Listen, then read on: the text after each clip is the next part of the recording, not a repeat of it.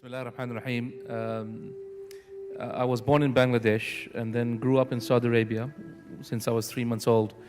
Never learnt anything about Islam there at all, neither Arabic nor English, nor no Arabic nor Islam.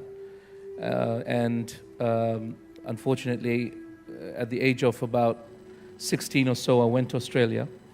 We migrated to Australia. I went myself, lived in the house of a non-Muslim who was my father's boss. Great person, very nice person. And I went to an Anglican school, which was part of the Church of England. And over there, they said I was a gifted child, so they called me a special needs student. They used to take me to a special class where they used to have this South African teacher of mine who worked on us a lot. And he used to teach us quite a lot of the Western philosophies about atheism, about secularism, about liberalism. And I was a bit of a bookworm, a bit of a nerd. I still am a bit of a nerd, but in different things, alhamdulillah. But at that time, it was this teacher of mine that had a big influence on me and made me almost to the point where I actually believed there was no God. I remember I was a bit of a maths geek, so I used to draw up calculations about where I feel that the universe would stop expanding and implode on itself. I would draw up those sort of theories. I would talk with the speeches of Aristotle and Plato. I would speak in that manner, and life was only about believing in atheism. It was about music, it was about girls, that's all life was for me at that point. Until I did my year 12, alhamdulillah. On the exterior, I looked like a Muslim, obviously, because I looked Indian. So obviously, in Australia, you look, you're probably a Muslim, right? So people would treat me like a Muslim. And I didn't attempt to change my name from being a Muslim or change my name at all. But I persisted upon this until I did my year 12, went into high school, went into university. It was there that I met some brothers. I used to go to the Islamic Society not for salah or anything. I went there because there was this brother whose mom used to make the best food. And I was a poor student, first year in medicine. We don't have much money, and I would go there just because I was hungry. And I went there for the food, wallahi. It was no ikhlas at all. And then this brother was very smart. He would always make extra food. Alhamdulillah, we would have the great food. And then he would say, come on, come, let's pray, And slowly, I'd be so embarrassed. Out of shame, I would just do what he did, not out of belief at all.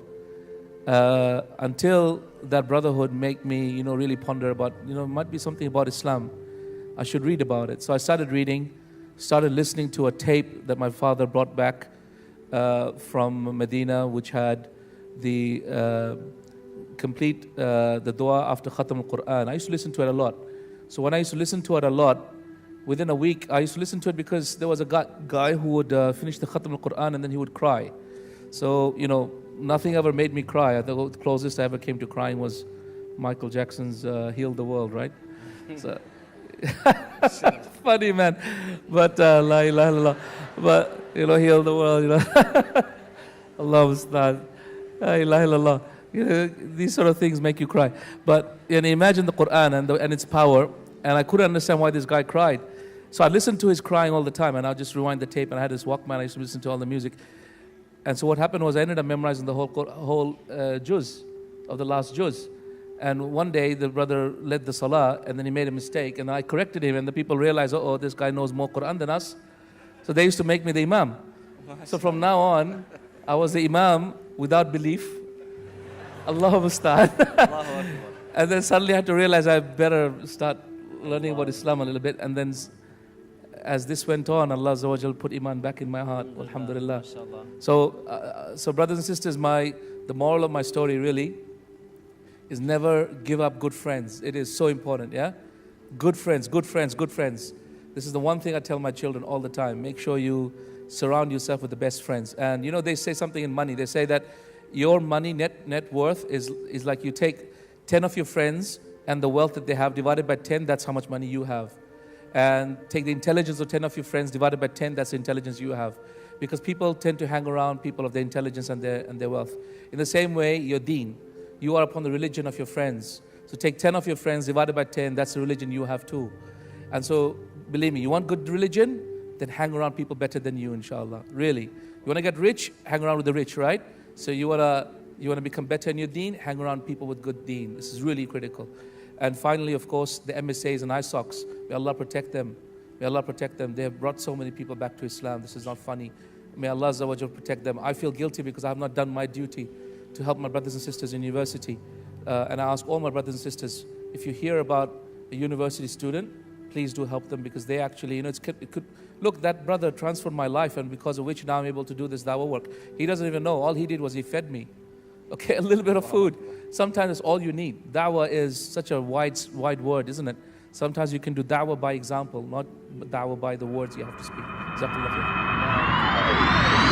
khair.